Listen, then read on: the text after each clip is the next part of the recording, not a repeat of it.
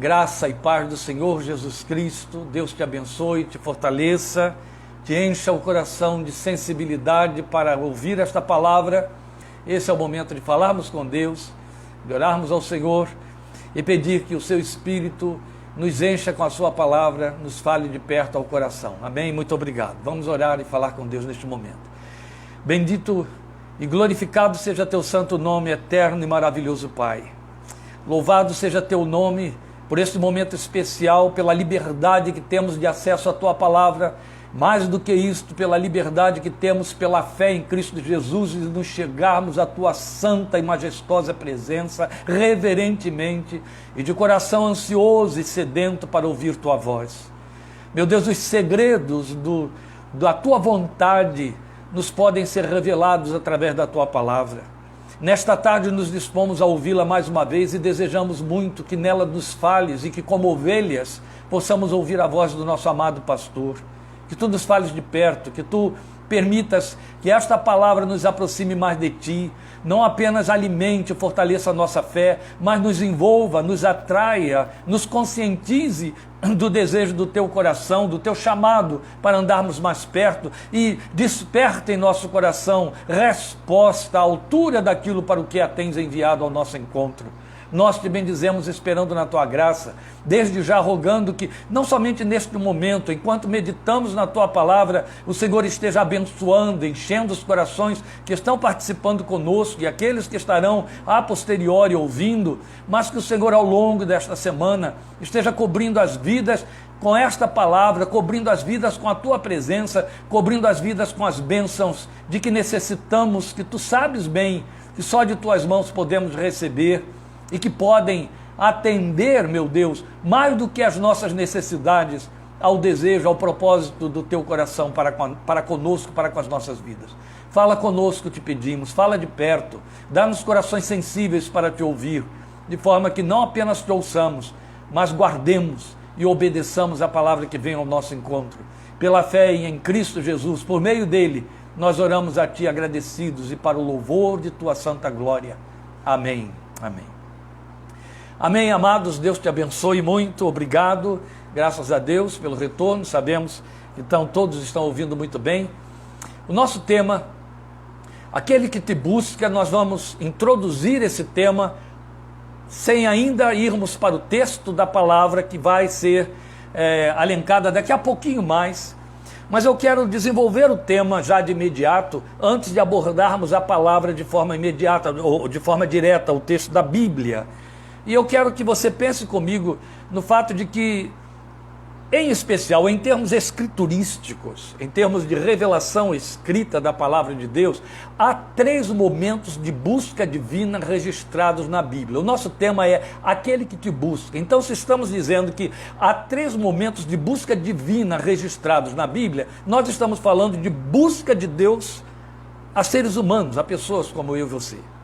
2, figuradamente em parábolas, que leremos, e 1, não figuradamente, explícito, de forma direta, num dos profetas maiores, no livro de Ezequiel.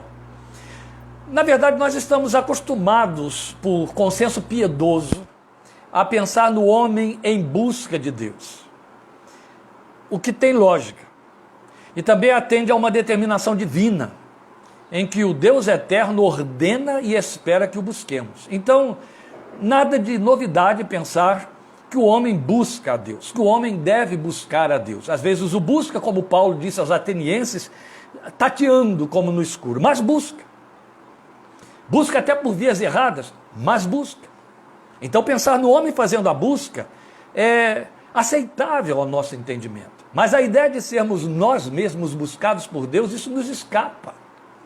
Parece estar além da nossa aceitação, a nossa capacidade, eu estou pondo entre aspas, piedosa de aceitar a ideia, não é?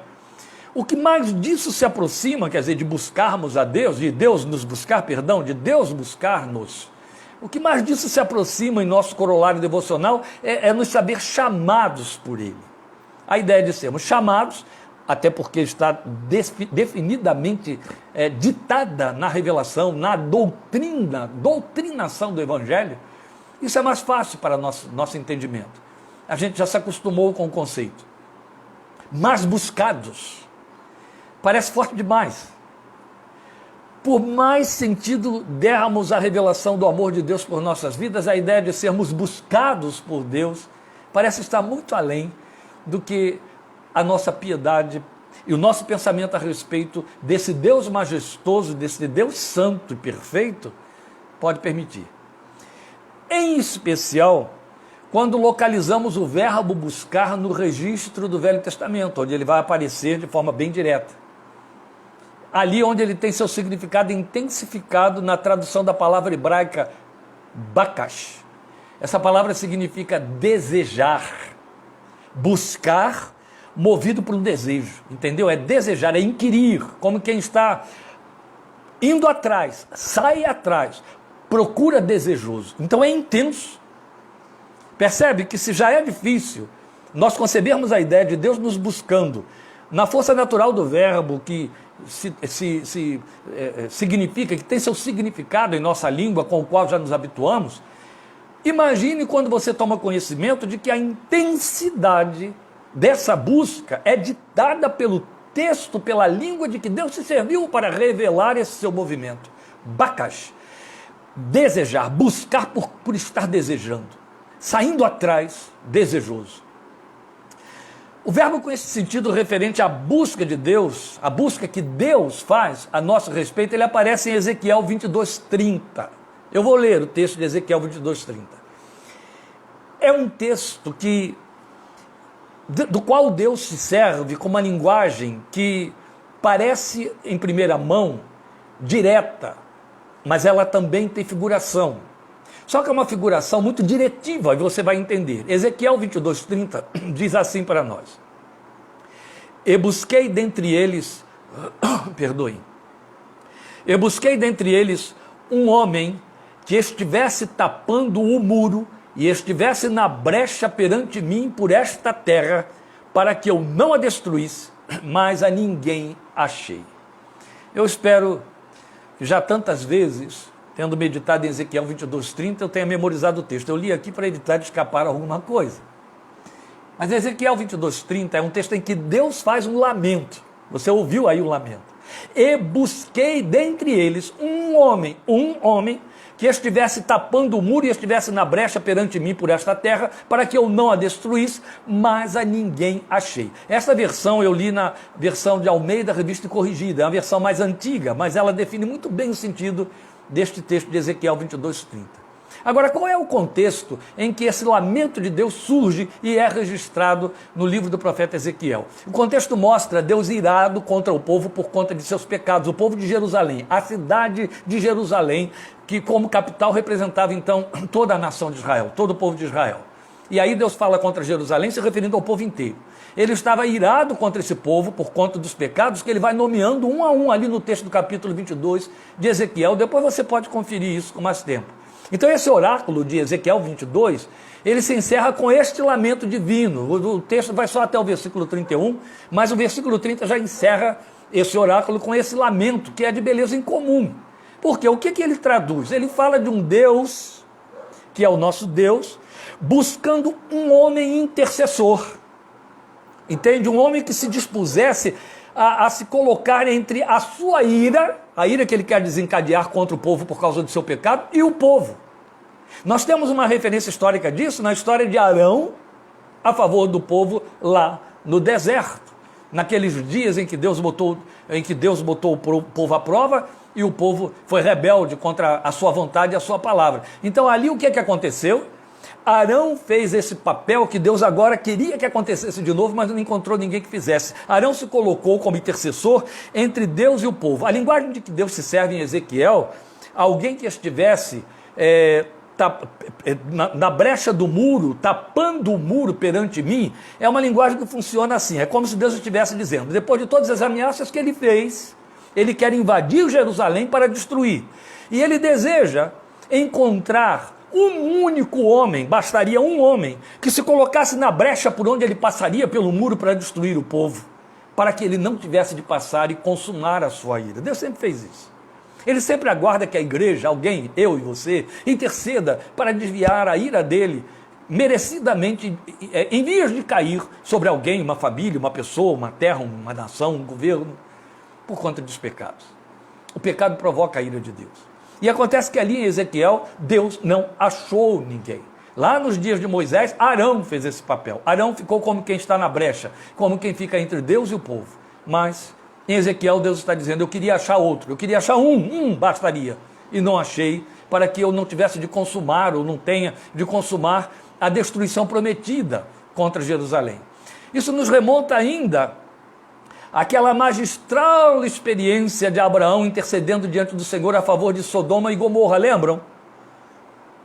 Quando Deus disse a Abraão, Deus comunicou a Abraão que ia destruir Sodoma e Gomorra porque os seus pecados haviam chegado até o céu.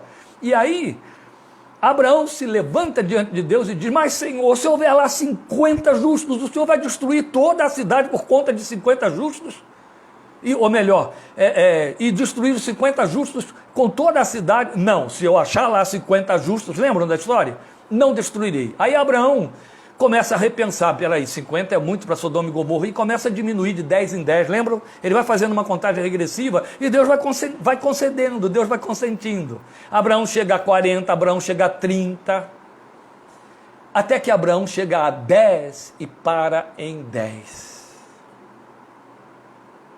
O que acontece? Deus diz assim para Abraão, Abraão, se eu encontrar 10, eu não destruirei por amor aos 10. E Deus destrói Sodoma e Gomorra, porque não achou ali 10 justos. Mas o livro de Tiago nos diz que havia um justo. Não dá para dar uma arrepiada quando a gente pensa nisso? Por que Abraão parou no número 10? Havia um justo. Se Abraão tivesse pensado nisso, não, 10 é muito. O coitado do Abraão achou que Sodoma e Gomorra teriam 10 justos. 10 talvez fosse um número suficiente para Deus aplacar a ira de Deus. 10. Menos do que 10? Não é possível, deve ter 10. E parou nos 10, não havia 10. Mas havia um, o justo Ló. O que Deus fez? Tirou Ló de dentro da cidade e destruiu as 2 cidades. Porque o número de Deus era 1. Bastava 1. É isso que você está vendo aqui em Ezequiel 22:30, basta 1, eu não destruo, basta 1, e por amor a esse 1, eu não passo, não atravesso, não entro com a minha ira, eu suspendo a ira, eu mudo o propósito, eu mudo o plano, basta 1 que esteja diante de mim a favor desta terra. Não é esse o propósito, porque o propósito aqui é pensar no fato de que Deus busca esses intercessores. Mas você já parou para pensar que você pode ser esse a favor da sua casa? Ou você acha que a sua casa é justa aos olhos de Deus, sua família é justa? Nós cometemos esse erro, meus queridos, invariavelmente. Nós somos contemplativos como pais, como mães, como irmãos, como filhos. Aí nós consideramos os nossos consanguíneos justos aos olhos de Deus só porque os amamos. Mas Deus pode, com certeza, não tem acerca deles a mesma visão que nós temos, especialmente se o Espírito Santo não está lá habitando dentro da vida deles, e Deus os vê com um olhar de fulminação de ira justa e santa. Mas você é esse você é um filho, você é um pai, você é uma mãe, e por amor a você, se você se puser na brecha intercedendo, Deus muda o plano dele, Deus honra, Deus abençoa, Deus gera longanimidade, entende? Deus suporta, Deus espera até que. O que estamos enfatizando aqui é que Deus nos busca, Ele nos busca. É isso que o texto de Ezequiel mostra para nós. Busquei dentre eles, há uma busca. Muita coisa bela pode ser derivada deste pequeno texto de Ezequiel 22:30, e acabei de lhe dar este exemplo, falando aí sobre sua família, sua casa, lembrando Sodoma e Gomorra nos dias de Abraão.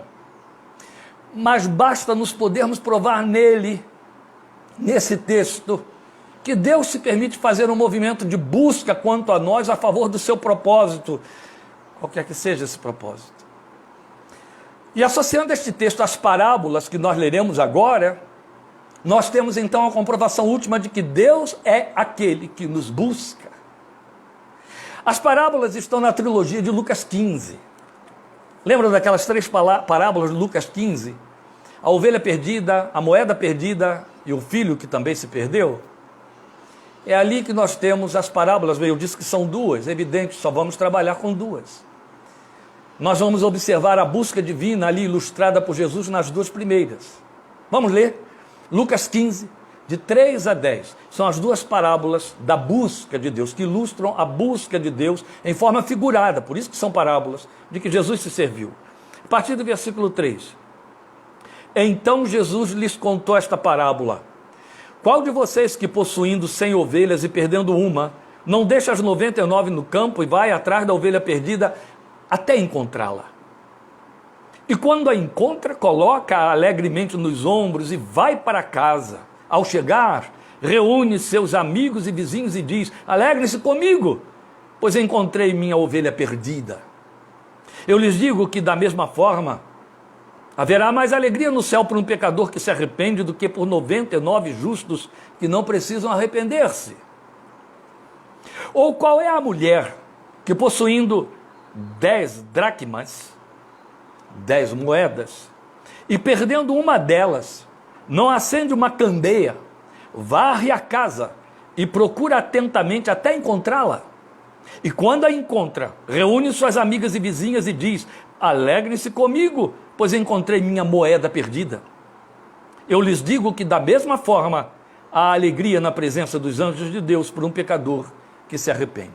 Aqui estão as 2 parábolas, eu li Lucas 15, 3 a 10, que falam para nós, que salientam para nós o que Jesus enfatizou, que Ele busca, e Ele nos busca. E a primeira coisa que a gente consegue perceber aí, declinada aí, é que Ele busca a pessoa ovelha. Ele busca uma ovelha em você e em mim, entende? A parábola se propõe a mostrar isso. É diferente da mensagem que vimos lá no propósito do Senhor, quando Ele disse, isso vemos, quando Ele disse em João 10, versículo 16, quando Ele, o Senhor Jesus, disse que ainda tinha outras ovelhas fora do aprisco a quem Lhe convinha agregar. É diferente disso aí. Ali Ele está falando de ovelhas fora do aprisco a quem quer agregar, que também é uma busca. Mas aqui nós estamos falando de a busca por uma ovelha perdida. Então aqui Ele busca a ovelha que já estava agregada, mas que se perdeu do aprisco.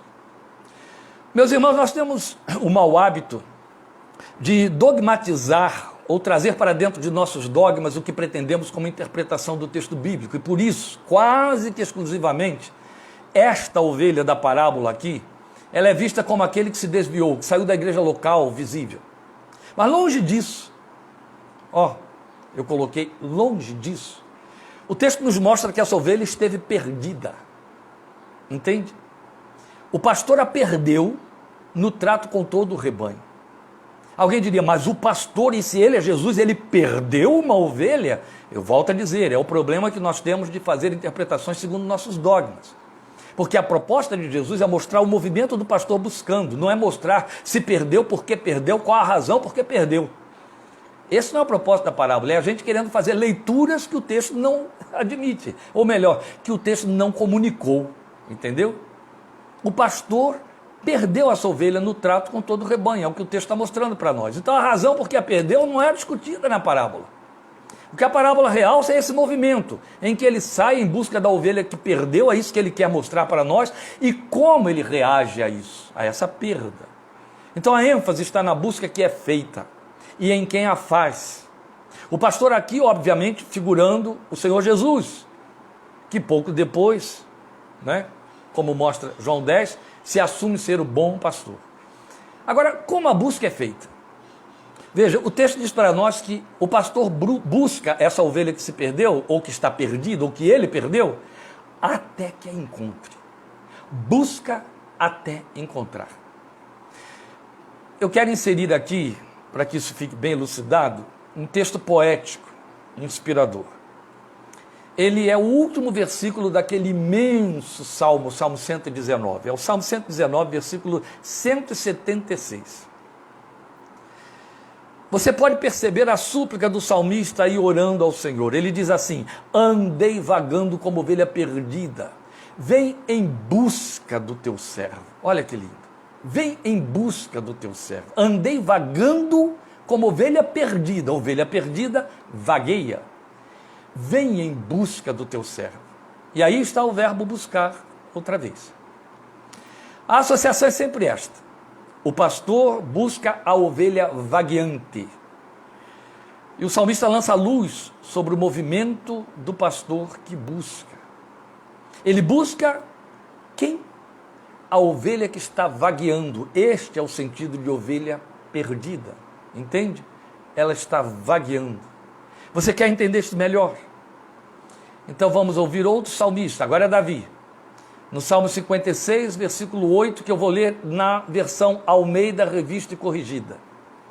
Salmo 56, 8, Davi diz assim: Tu contaste as minhas vagueações, põe as minhas lágrimas no teu odre, não estão elas no teu livro? Na Almeida atualizada, esse contaste as minhas vagueações se esclarece. O texto diz assim: contaste os meus passos quando sofri perseguições.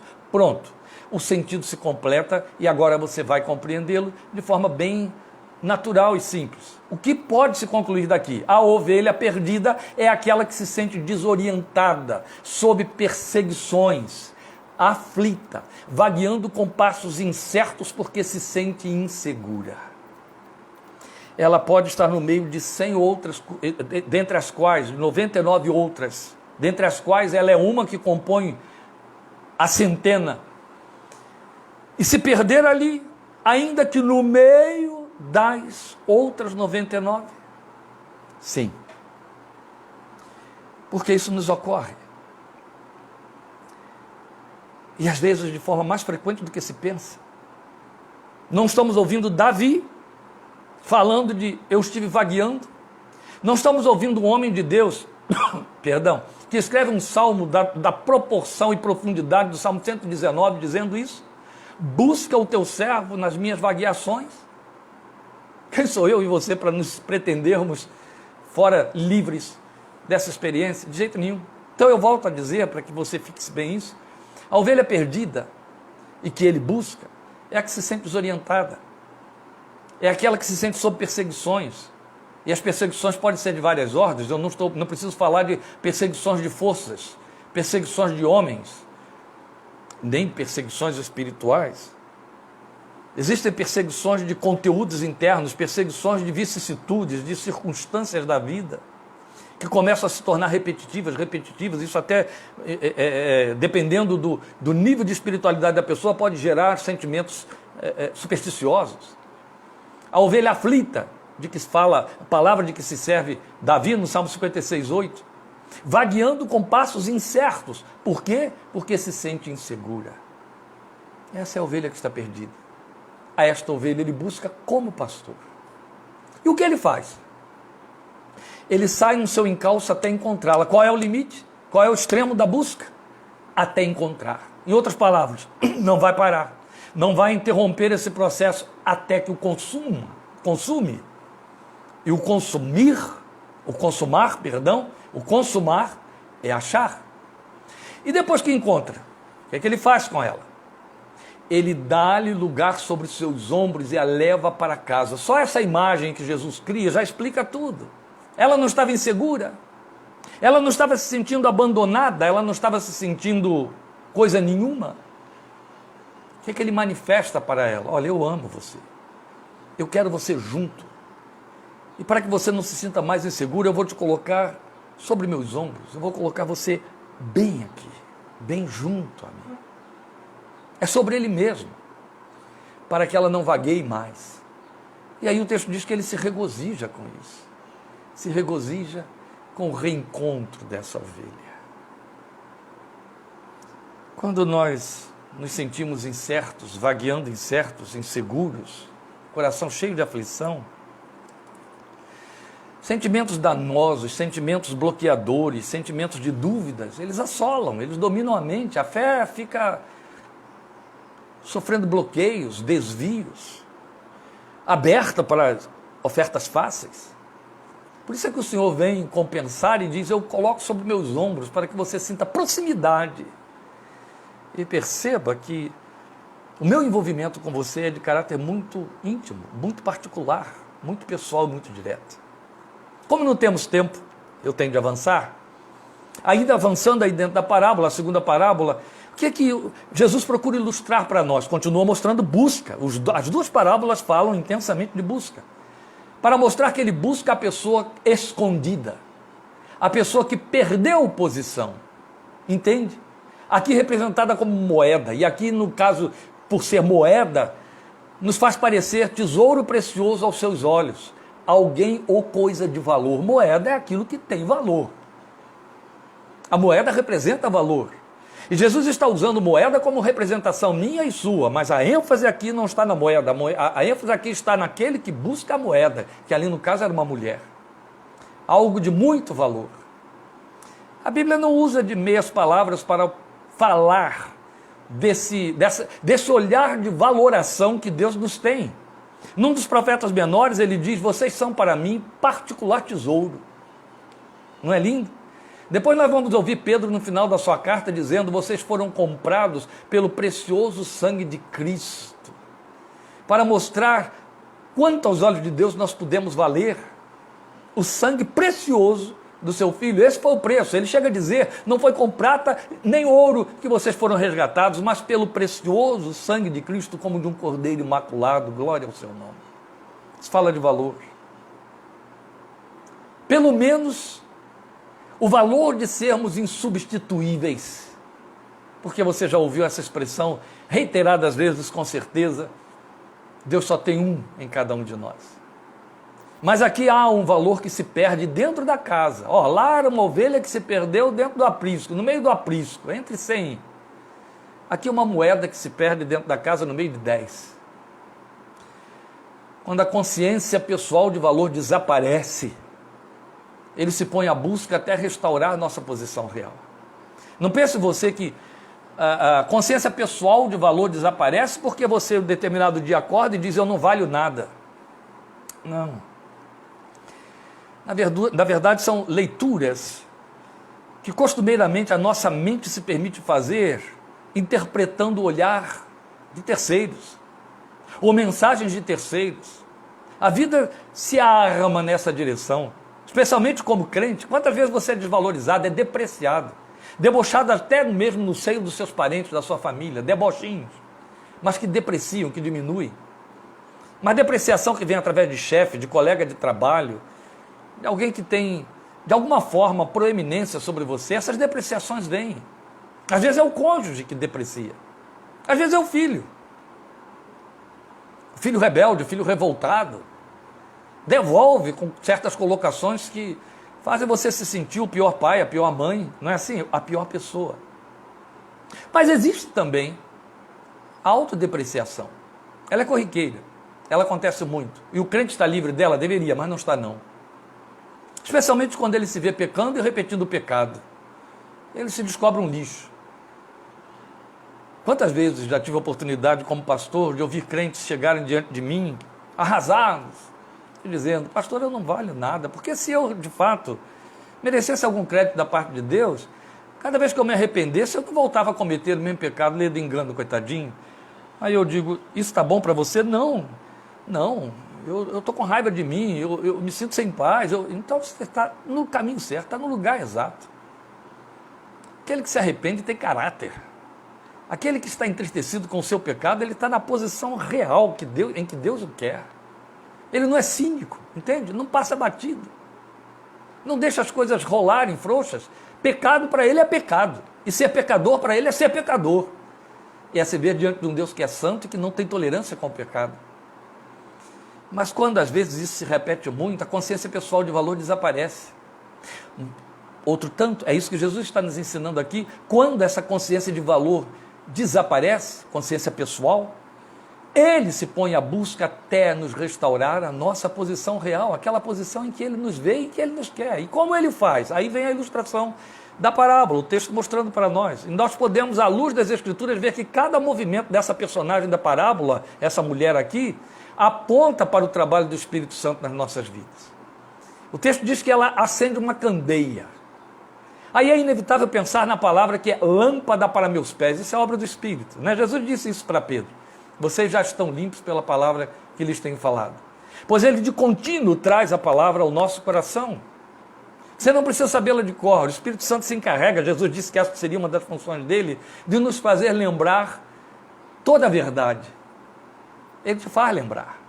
Ele traz a palavra ao coração crente, ao coração em que ele habita, para iluminar, para curar. Não é isso? Lâmpada para meus pés.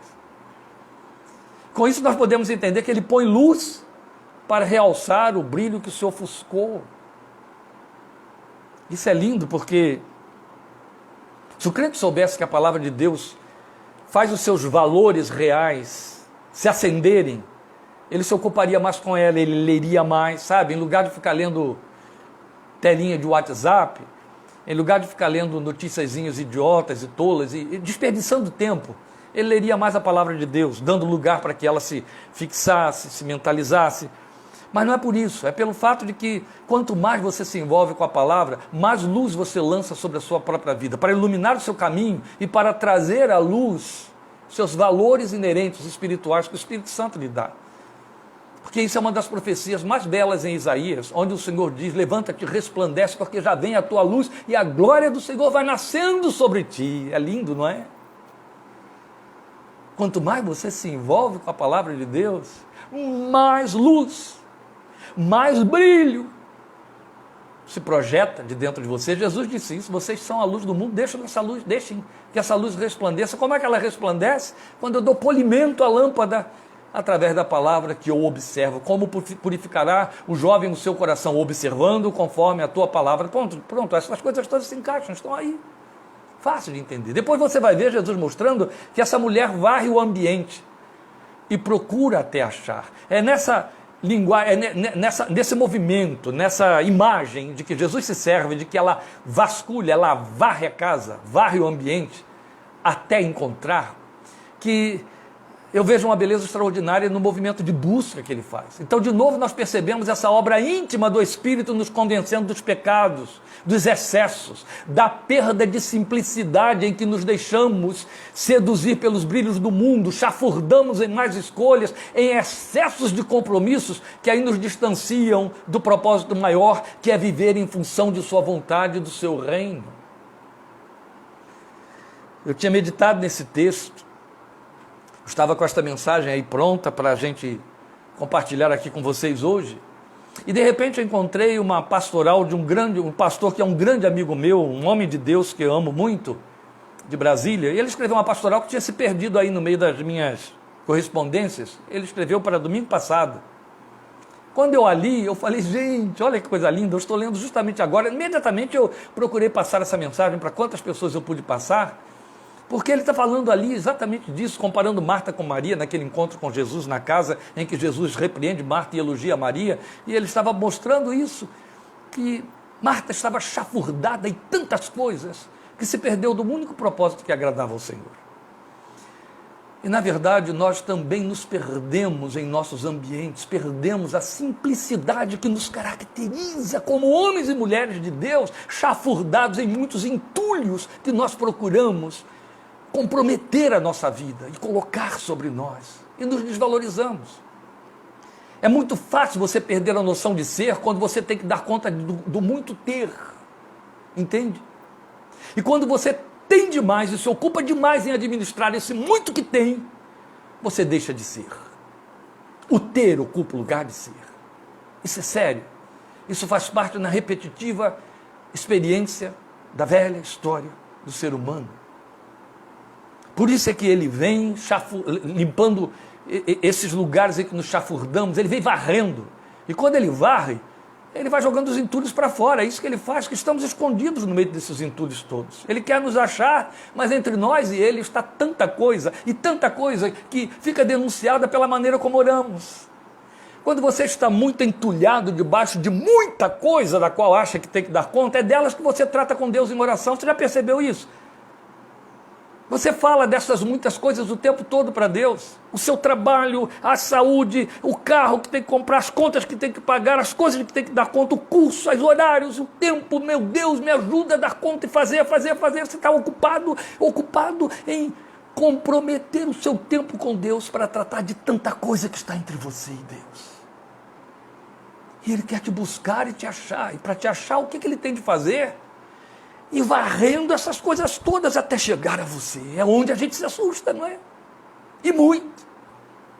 Porque é como se Ele vasculhasse o ambiente, revirando os entulhos que nos escondem, nos encobrem, até que nos encontre. Algumas vezes a experiência na vida com Deus nos faz perceber que Ele retira esses entulhos. É fato. E em princípio, nós entendemos que estamos passando por perdas. De repente até representa perdas positivas, necessárias. Mas na verdade é o seu trabalho de nos levar de volta ao nosso valor real. E não o valor atribuído por conta do que nos leva a ter em lugar de ser e que nos ocupa até no trato com Ele. É desse jeito. Depois que encontra, o que faz? Mais uma vez, regozija-se. Mas para terminar, eu quero voltar ao ponto com que começamos. Ele nos busca para nos ter na sua presença, é isso que Ele quer. Ele não te busca para que você saia por aí dando testemunhos para seus amigos, colegas, parentes, etc., dizendo, olha, Deus me tem abençoado, Deus trocou 2 carros este ano meu, Deus me deu um segundo emprego, Deus isso. Não é para isso. Ele quer você. E não o que está entre você e Ele. Então, de volta ao texto de Ezequiel 22:30, esse texto revela o desejo maior pelo qual Deus nos busca, para achar-nos diante de sua face. Eu sei que há muitos estudiosos da Bíblia, especialmente aqueles que são aferrados ao literalismo e outras coisas, que não gostam muito de algumas espiritualizações, então detestam ler alguma espiritualização do livro de Cantares. Eu acho que não podemos ter excesso. O livro de Cantares pode ser lido de forma literal, mas é fato que você pode figurar ali como os rabinos figuravam a rebelde Israel ou a virgem Israel e Deus. Você pode figurar a igreja e o amado, né? Quem não gosta de usar essa expressão de Cantares para se entender em adoração como pertencendo a Ele? Eu sou do meu amado e o meu amado é meu. Em Cantares 2:14, nós temos um texto em que o amado fala para a noiva, fala para a amada, pomba minha, que anda pelas fendas dos penhascos, nos esconderijos das rochas escarpadas. Mostra-me a tua face, faze-me ouvir a tua voz, porque a tua voz é doce e a tua face é agradável. É a busca. Esse é o desejo do coração dele. E se você não pode suportar essa espiritualização em Cantares 2:14, fique com Efésios 1:6 ou 1:12, onde o Senhor vai nos dizer que Ele nos fez agradáveis ao Pai. Deus nos fez agradáveis a Ele em Jesus, agradáveis em Jesus. Ele nos busca. Não é à toa que Pedro vai nos dizer, e isso se repete em Apocalipse, compraste Jesus para Deus, homens que procedem de toda a tribo, língua, povo e nação, compraste para Deus, eram teus, Jesus diz orando em João 17, e tu os deste a mim, porque Ele nos quer, Ele quer nos achar, e nos achar na sua presença, diante da sua face. Ele busca, e jamais falta o encontro com aqueles que se dispõem a buscá-lo, porque Ele os havia buscado primeiro, Ele chega lá antes. Eu quero lembrar a você Jacó no Val de Jaboque. Jacó resolve ficar sozinho para buscar a Deus, para se livrar de uma aflição que ele carregava sobre as costas há 21 anos, do risco do reencontro com seu irmão Esaú, que o ameaçou de morte, e vai para o Val de Jaboque, deixa de lado família, bens, tudo, servos, tudo, todo o seu patrimônio, e fica sozinho. E quando o texto diz que ele fica sozinho, ele descobre que no Val de Jaboque, lá está um homem que ele entende ser o abençoador, o Senhor, com quem ele luta, e que diz para ele, deixa eu ir, o dia já está amanhecendo. Acho esse texto extraordinariamente lindo. E Jacó diz, não, eu não te deixarei ir até que me abençoes. Sabe, quando a gente se propõe a estar na presença de Deus e buscá-lo, Ele Ele se agarra a você para que você não o deixe. Ele te ama. Não foi à toa que ele deu a vida do filho dele para ter você. Ele te encontra no lugar da busca. Lembramos como ele buscou Abraão quando este se achava em sua tenda. Foi justamente naquela ocasião que ele foi dar notícias sobre destruir Sodoma e Gomorra. Ele foi até lá, até a tenda, onde Abraão estava descansando na varanda da sua tenda na hora do sol mais forte, meio-dia. A Bíblia nos mostra como ele buscou Manoá, pai de Sansão. Se ele não buscasse, Manoá não ia saber nem que havia um anjo que falava com homens. Como ele buscou Gideão, vocês lembram? Gideão estava cuidando dos seus afazeres, malhando trigo no lugar de espremer uvas. E lá aparece o Senhor e o acha. E Davi? Atos 13 diz para nós, a respeito de Davi, Deus chegou mesmo a dizer, achei a Davi, varão segundo o meu coração, achei Davi. Deus estava buscando Davi. Isso é belo. E como ele achou Saulo de Tarso no caminho de Damasco, no meio de fúria, de ira, de pecado, de ódio. Mas Deus acha Saulo de Tarso, ele vai ao encontro dele e o transforma em Paulo pequeno. Glória a Deus. Ele buscou até quem nem se apercebeu disso, como Natanael, lembram? Está lá em João. A cujo respeito ele disse, antes que Filipe te encontrasse, eu te vi debaixo da figueira. Natanael nem podia imaginar isso. Natanael pensou que estava sozinho debaixo da figueira e que agora quem aparecia ali era um ser humano, amigo dele, chamado Filipe. E aí o Senhor diz, aí está um varão em quem não há dolo. De onde o Senhor me conhece? Antes que Filipe te achasse, eu te vi debaixo da figueira. Natanael o adora nesse momento. Ele estava buscando, entende? Ele te busca. Ele te busca, ele me busca, ele nos busca. Lembra da mulher samaritana em João 4? Jesus escolheu aquele lugar e aquele momento, porque sabia que aquela mulher iria lá, e ela já estava lá. E a encontrou, e ganhou uma cidade inteira, não só ela, por causa dela, por causa desse encontro.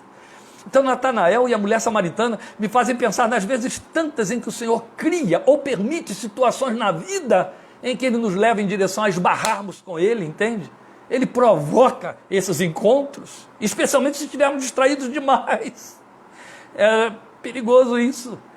Mas se Ele quer nos achar, Ele vai promover um meio de nós o encontrarmos. Mas Ele continua buscando homens e mulheres. Aquele seu lamento em Ezequiel 22:30 precisa cessar.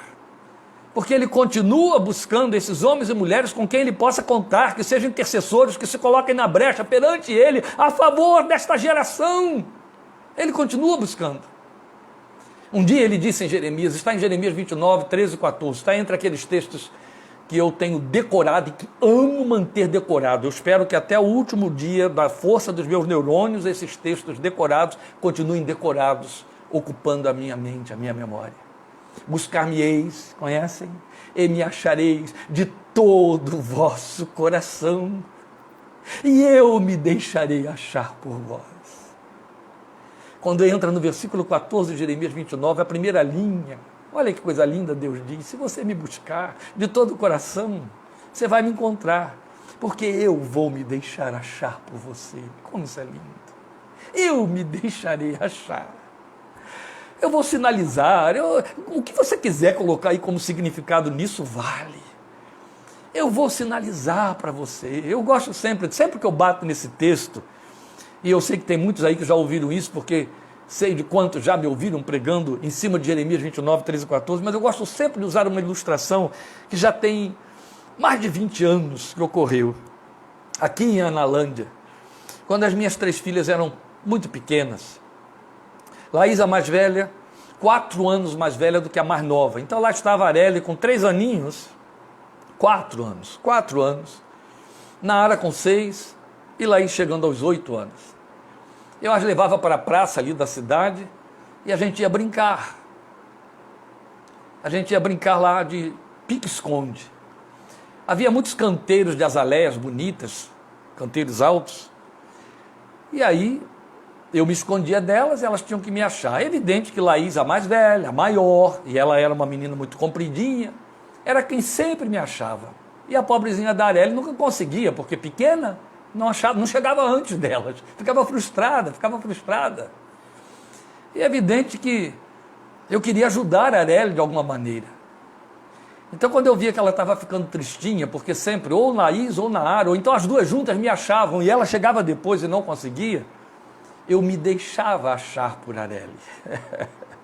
Quando eu via que ela estava chegando próximo, onde eu estava escondido, eu criava uma situação qualquer em que chamava a atenção dela, e aí ela me via e seu coração transbordava de alegria, porque ela me achou primeiro. Eu tinha me deixado achar, entende? É isso que ele está dizendo em Jeremias 29, meu querido, minha querida.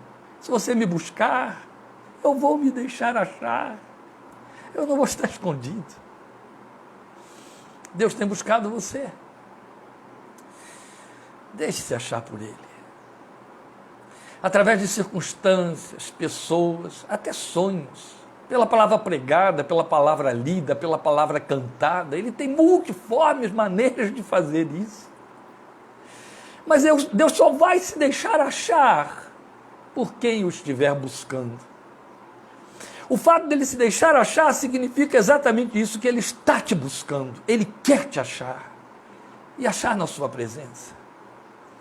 Você tem perdido noção de seus valores espirituais como aquela mulher. Valores reais.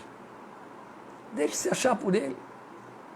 Você tem se sentido vagueando, incerto, inseguro, distante, vazio, sem brilho. Como aquela ovelha que se perdeu. Deixe-se achar por ele. Ele é aquele que te busca.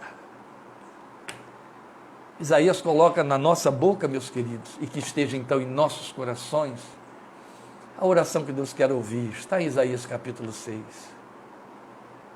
Deus buscando pergunta: a quem enviarei? Quem irá por mim? Que a resposta de Isaías seja a sua, seja a minha resposta a mim. Eis-me aqui. Eis-me aqui. Deixe-se achar pelo seu Deus. Amém, meu querido? Que Ele te abençoe, te fortaleça, te guarde. Que Ele incendeie esta palavra no seu coração. Que esta seja uma semana de busca e de encontros, buscas e encontros entre você e o Senhor. Amém? Que essa busca não fique só na memória do momento da sua conversão lá no passado. Não, que se renove a busca pelo intercessor, que Ele te encontre. O Senhor te fortaleça. Estejamos juntos, querendo Deus, quarta-feira, 20h30, em Minuta da Fé 16. E no próximo domingo, se permitir assim o Senhor, aquele que em ti habita.